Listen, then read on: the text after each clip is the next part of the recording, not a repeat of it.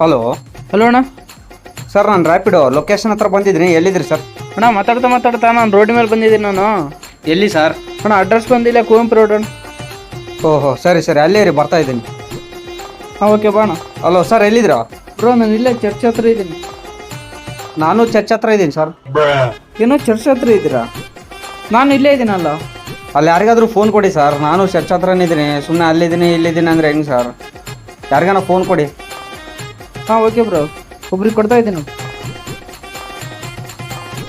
ನಾನು tea stall ಹತ್ರನೇ ಇದ್ದೀನಿ ಸರ್. ಬ್ರೋ ನಾನು ಕೂಡ ಇಲ್ಲೇ ಇದ್ದೀನಲ್ಲ. ಬ್ರೋ, ನೀವು ಚಿಕ್ಕ ಮಕ್ಕಳಿಗೆಲ್ಲ ಫೋನ್ ಕೊಡ್ತಾರಾ ಬ್ರೋ? ದೊಡ್ಡವ್ರಿಗೆ ಕೊಡು ಬ್ರೋ.